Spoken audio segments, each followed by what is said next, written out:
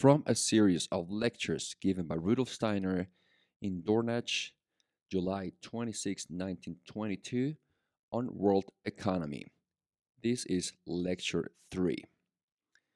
In economics science, as I explained yesterday, it is essential to take hold of something that is forever fluctuating, namely the circulation of values and the mutual interplay of fluctuating values in the forming of price. Bearing this in mind, you say to yourselves, our first need is to discover what is really the proper form of the science of economics. For a thing that fluctuates cannot be taken hold of directly. This is no real sense in trying to take hold by direct observation of something that is forever fluctuating. The only sensible procedure is to consider it in connection with what really lies beneath it. Let us take an example. For certain purposes in life, we use a thermometer. We use it to read the degrees of temperature, which we have grown accustomed in a certain sense to compare with one another. For instance, we estimate 20 degrees of warmth in relation to 5 degrees and so on. We may also construct temperature curves. We plot the temperatures. For instance, during the winter, followed by the rising temperatures in summer, our curve will then present the fluctuating level of the thermometer.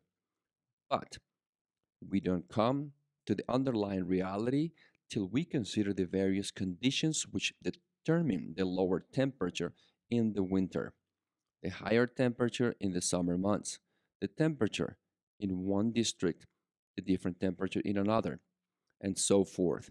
We only have something real in hand, so to speak, when we refer in varying levels of mercury to that which underlies them.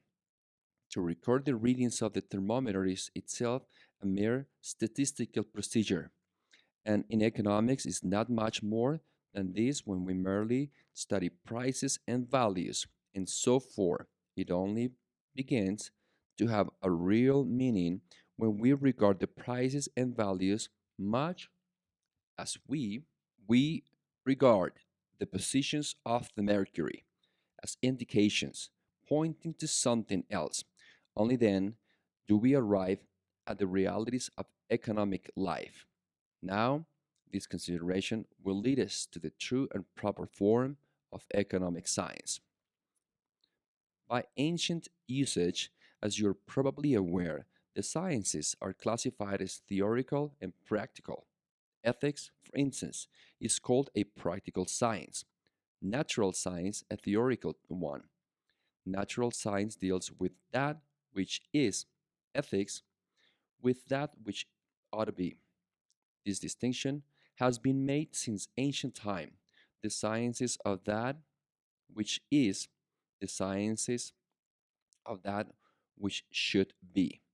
We mention this here only to help define the concept of economic science.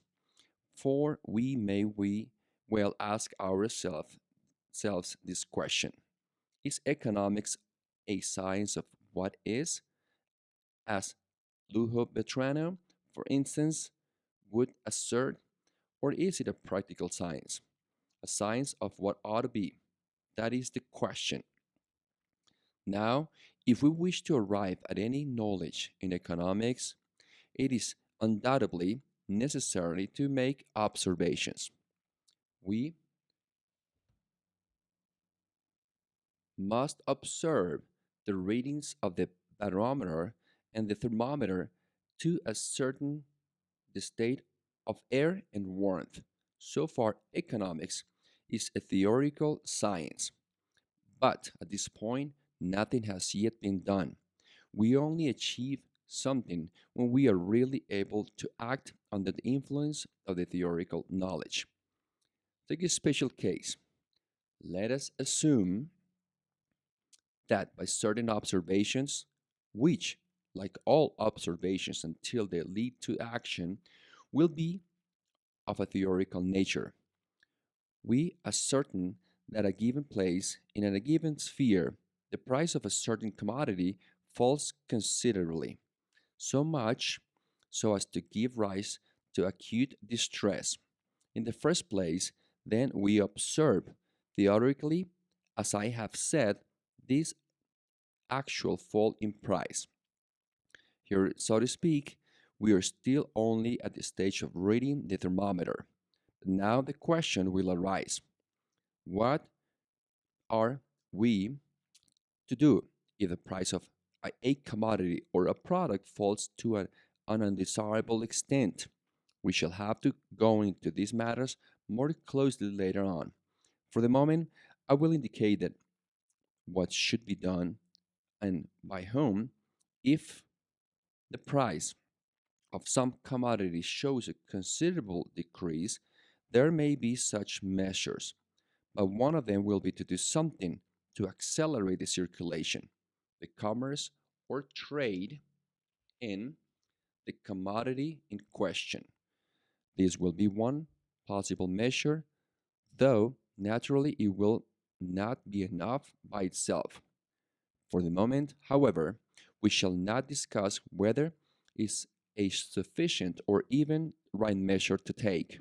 The point is, if prices fall in such a way, we must do something of a kind that can increase the turnover. It is in fact similar to what happens when we observe the thermometer. If we feel cold in a room, we do not go into the thermometer and try by some mysterious device to lengthen out the column of the mercury. We leave the thermometer alone and stoke to the fire.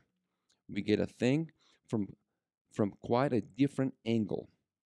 And so it must be in economics too. When it comes to action, we must start from a quite different angle. Then only does it become practical. We must answer, therefore, the science of economics is both theoretical and practical. The point will be how to bring the practical and the theoretical together. Here we have one aspect of the form of economic science. The other aspect is one to which I drew attention many years ago. Though it was not understood, it was an easy I wrote at the beginning of the century, which at that time was entitled Theosophy and the Social Question. It would only have had a real significance if it had been taken up by men of affairs and if they had acted accordingly. But it was left alone, it was left altogether unnoticed. Consequently, I did not complete it or publish any more of it. We can only hope that these things will be more and more understood, and I trust these lectures will contribute to a deeper understanding. To understand the present point, we must now insert a brief historical reflection. Now published as Anthroposophy and the Social Question. Go back a little way in the history of mankind. As I pointed out in the first lecture, in former epochs, now, nay, even as late as the 15th or 16th century, economic questions such as we have today did not exist at all. In Oriental antiquity, economic life took its course in things instinctively to a very large extent. Certain social conditions obtained among men, caste forming and class forming conditions, and the relations between men and men which arose out of these conditions had the power to shape instincts for the way in which the individual must play in his particular part in economic life. These things were very largely founded on the impulses of religious life, which in those ancient times were still of such a kind as to aim simultaneously at the ordering of economic affairs. Study Oriental history, you will see that is nowhere a hard and fast diving line between what is ordained for the religious life and what is ordained for the economic. the religious commandments very largely extend into the economic life. In those early times, the question of labor or of the social circulation of labor values did not arise. Labor was performed in a certain sense instinctively. Whether one man was to do more or less never came a pressing question, not at any rate, a pressing public question.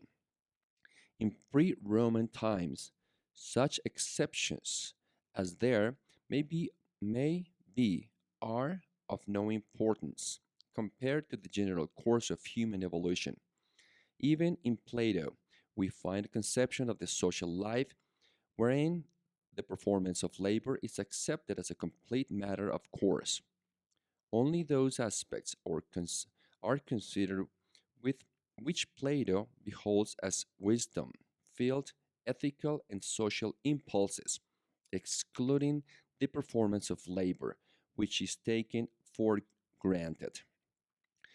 But in the course of time, this became more and more different. As the immediately religious and ethical impulses became less effective in creating economic instincts, as they became more restricted to the moral life, mere precepts as to how men should feel for one another or relate themselves to extra-human powers, there arose more and more the feeling in mankind which, pictorically stated, might be thus expressed ex cathedra or from the pulpit. Nothing whatever can be said about the way a man should work.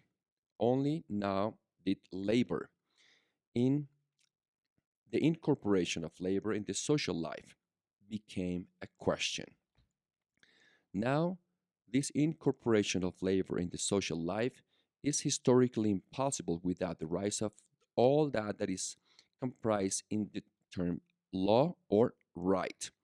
We see emerge at the same historical movement the assignment of value to labor in relation to the individual human being and what we now call law.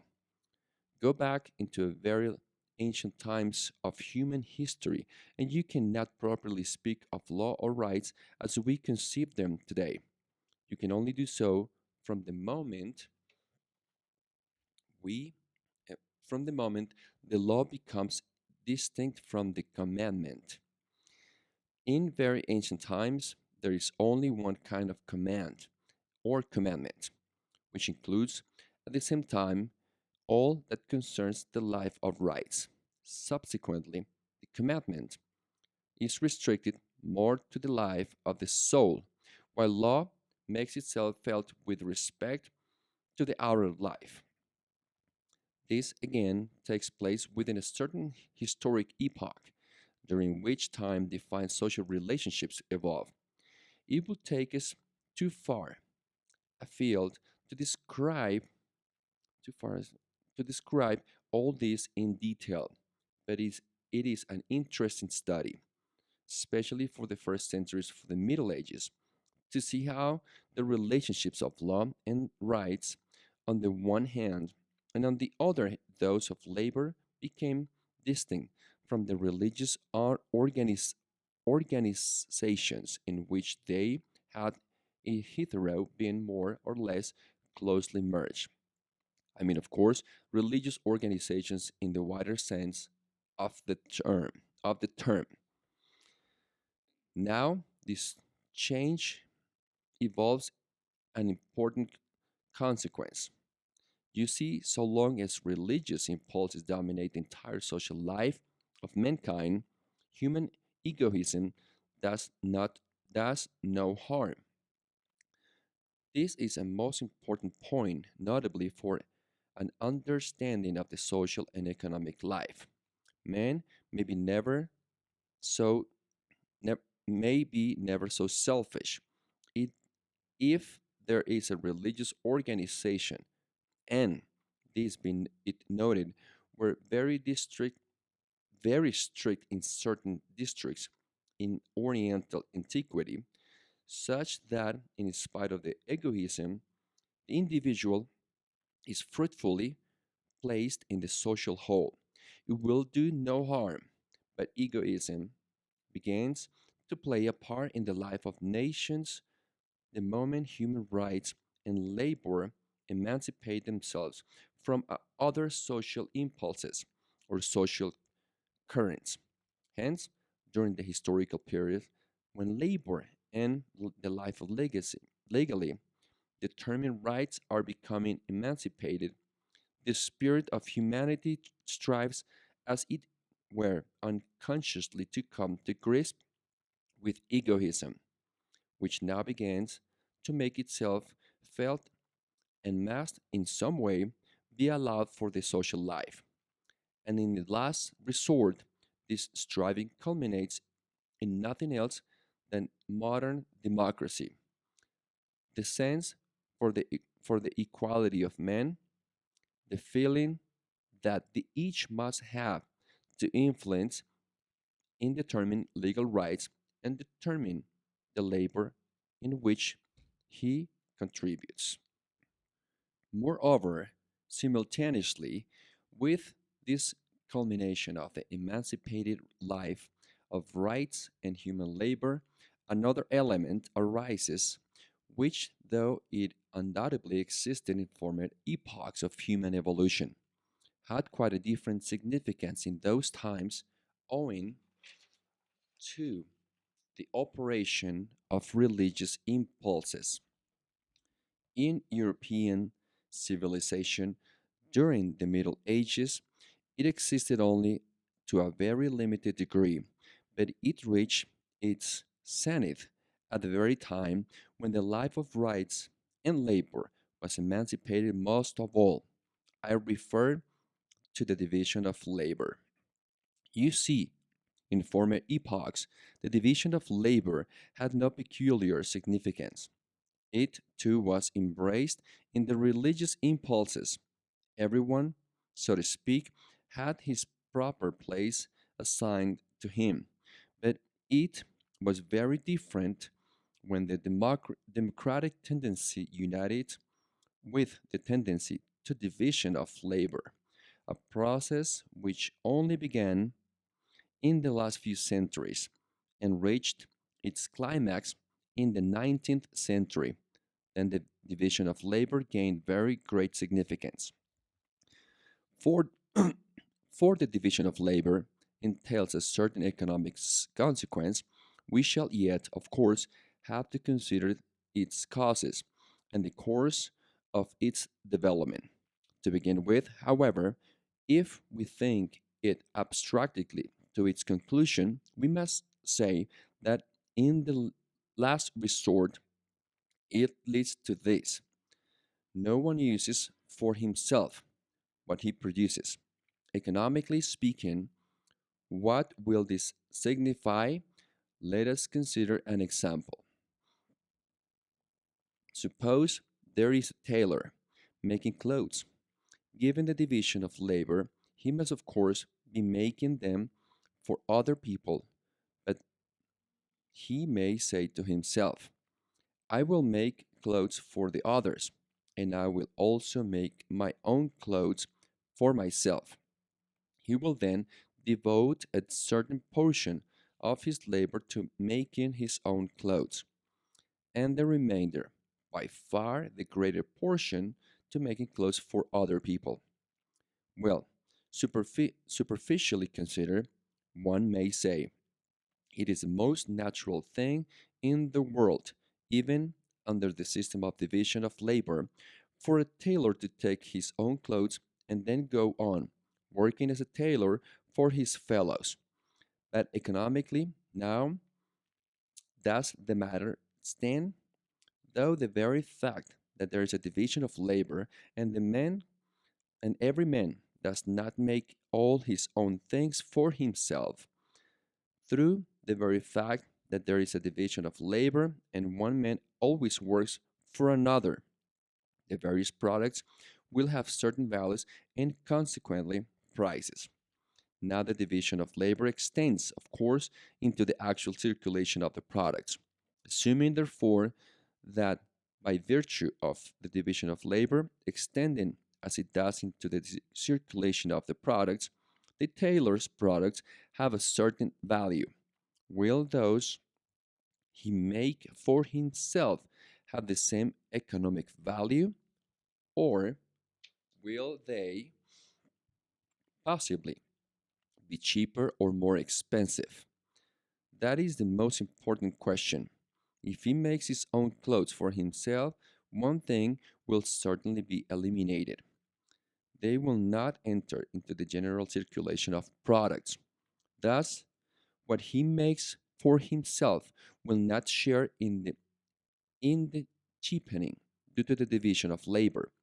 It will therefore be dearer. Though he pays nothing for it, it will be more expensive for on those products of his labor which he uses for himself.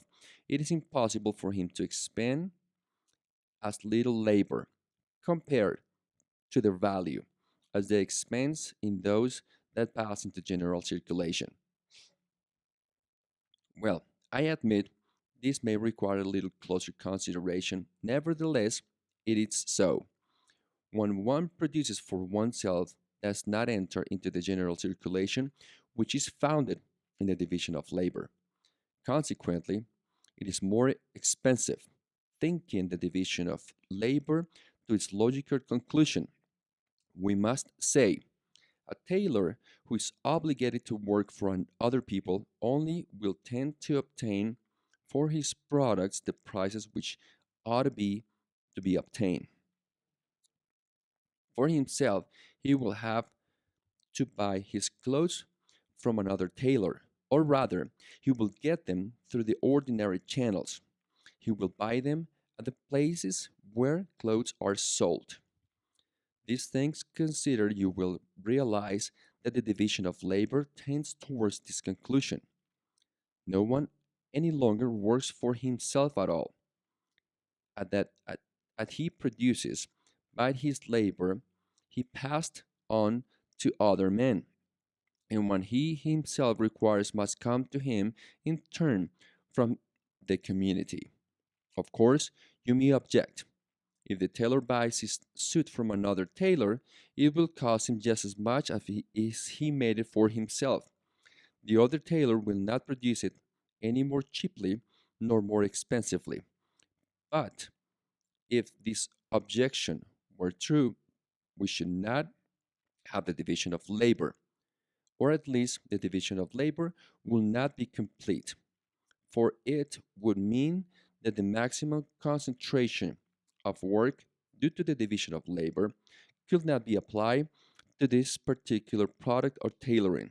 In effect, once we have the division of labor, it must inevitably extend into the process of circulation.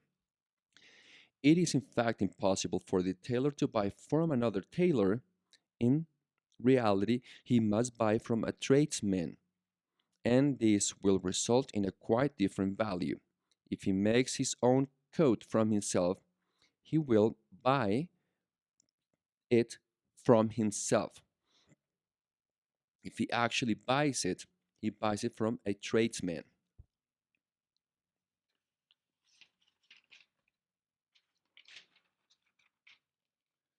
That is the difference. If division of labor in conjunction with the process of circulation has a cheapening effect, his coat will, for that reason, cost him less at the tradesman. He cannot make it as cheaply for himself. To begin with, let us regard this is a line of thought that will lead us to the true form of economic science. The fact, the facts themselves will, of course, all of them have to be considered again later. Meanwhile, it is absolutely true, and indeed self evident, that the more the division of labor advances, the more it will come about that one man always works for the rest, for the community in general, and never for himself. In other words, with the rise of the modern division of labor, the economic life as such depends on the egoism being extirpated, root and branch. I beg you to take this remark not in an ethical but in a purely economic sense. Economically speaking, egoism is impossible. I can no longer do anything for myself. The more the division of labor advances, the more I must the more must I do everything for others. The summons to altruism has, in fact, come far more quickly through purely outward circumstances in the economic sphere than it has been answered on an ethical and religious side. This is illustrated by an easily accessible historical fact. The word egoism, egoism, you will find, is a pretty old one, though not perhaps in this severe meaning we attach to it today, but its opposite, the word altruism, to think for another, it is scarcely 100 years old. As a word, it was coined very late. We need not dwell overmuch on this external feature, though a closer historical study would confirm indication, that indication. But we may truly say, human thought on ethics was far from having arrived at a full appreciation of altruism at a time when the division of labor had already brought about its appreciation in economic life. Taking it, therefore, in its purely economic aspect, we see at once the further consequences of this demand for altruism. We must find our way into the true process of modern economic life, wherein no man has to provide for himself, but only for his fellow men. We must realize how, by this means, each individual will, in fact, be provided for in the best possible way. Ladies and gentlemen, this might easily be taken for a piece of idealism, but I beg you to observe once more in this lecture, I'm speaking neither idealistically nor ethically, but from an economic point of view. What I have just said is intended in a purely economic sense. It is neither a God nor a moral law, nor an instinct that calls for altruism in modern economic life. Altruism in work, altruism in the production of goods. It is the modern division of labor, a purely economic category that requires it. This is approximately what I desired to set forth in this essay I published long ago. In recent times, our economic life has begun to require more of us than we are ethically, religiously capable of achieving. This is the underlying fact of many a conflict.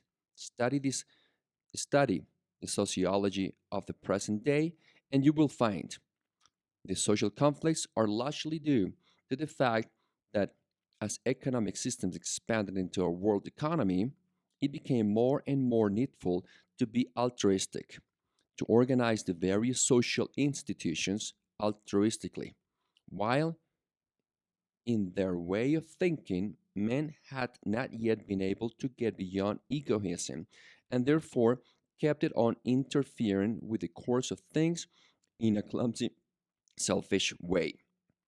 See anthroposophy and the social question. But we shall only arrive at the full significance of this if we observe not merely the plain and obvious fact, but the same fact it is more masked and hidden forms, owing to this discrepancy in the mentality of present day mankind, owing to the discrepancy between the demands of the economic life and the inadequate ethical and religious response. For the following state of affairs, it is largely predominant in practice. To a large extent, in present day economic life, men are providing for themselves. That is to say, our economic life is actually in contradiction to what, by virtue of the division of labor, it is on its own fundamental demand. The few who provide for themselves on the model of our tailor do not so much matter. A tailor who manufactures his own clothes is obviously one who mixes up with the division of labor something that does not properly belong to it. But this is open and unmasked. The same,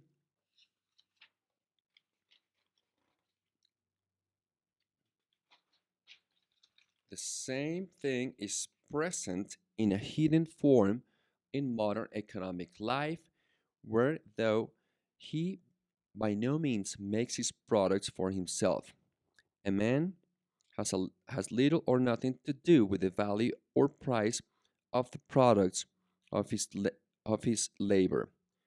Quite apart from the whole economic process in which these products are contained, he simply has to contribute as a value to the economic life, the labor of his hands. It amounts to this. To this day, every wage earner in the ordinary sense is a man who provides for himself. He gives only so much as he wants to earn.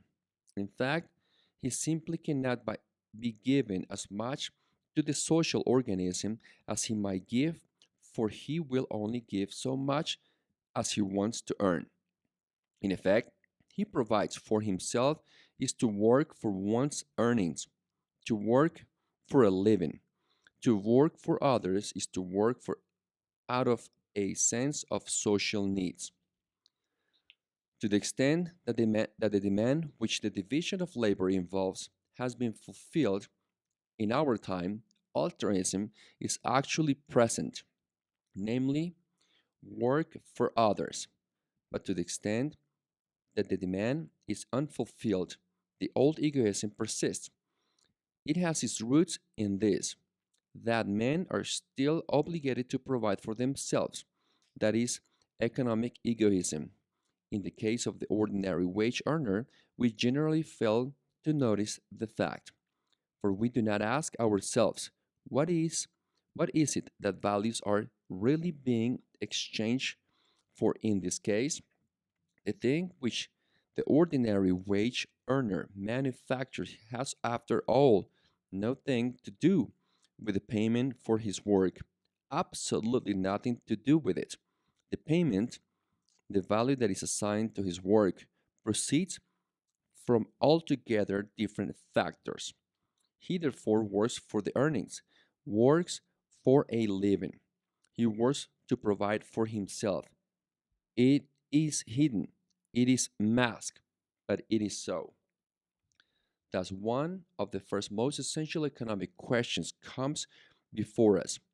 How are we to eliminate from the economic process this principle of work for a living?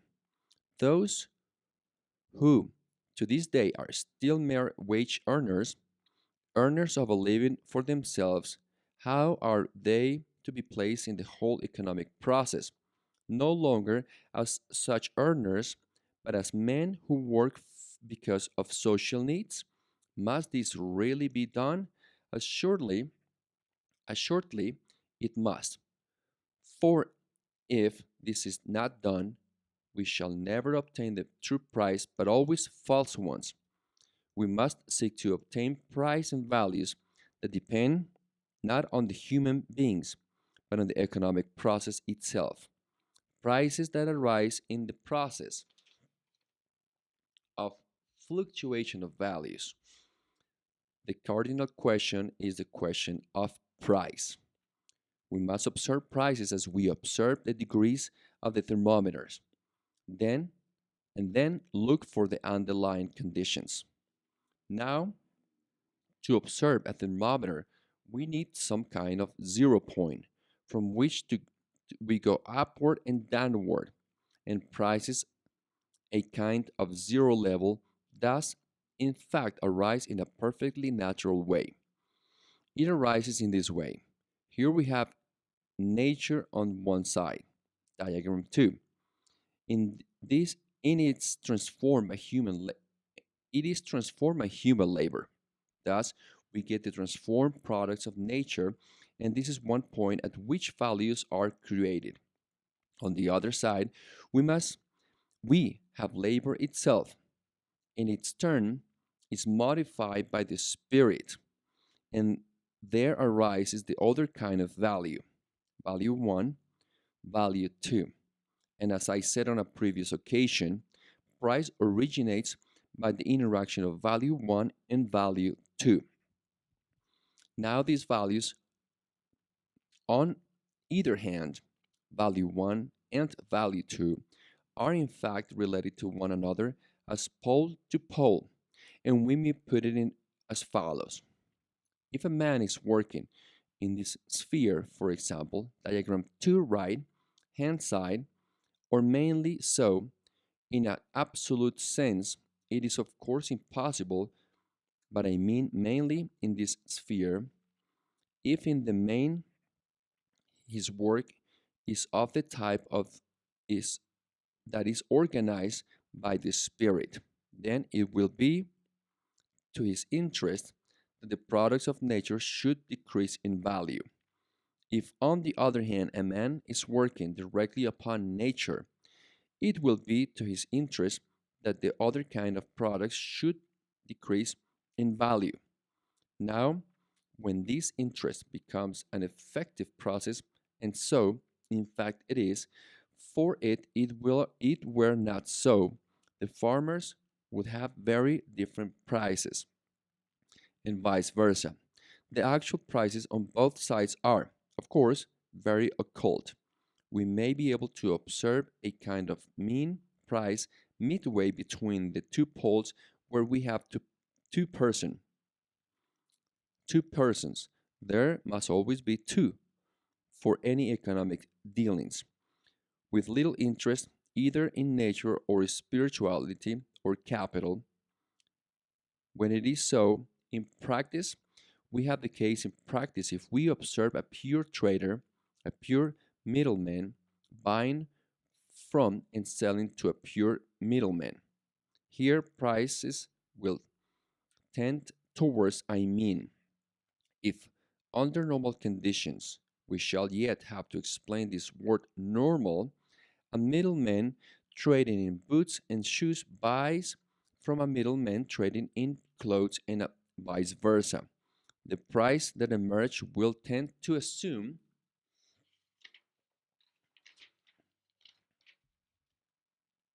the mean position. To find the mean price level, we must not go to the interest of those producers who are on the other side of nature, nor of those who are on the spiritual side. We must go to where middleman trades with the middleman, buying and selling. Here it is where the mean price will tend to arise. Whether there be one middleman more or less is immaterial.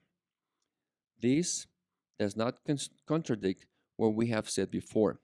After all, look at the typical modern capitalists. Are they not at all of them traders? The industrialist is, after all, a trader. Incidentally, he is a producer of his particular goods, but economically, he is a trader. Commerce has developed very largely on the side of production.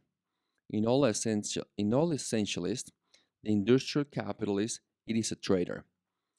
This is important. In actual fact, modern conditions amount to this. All that arises here in the middle, diagram 2, race out of the one side to the other.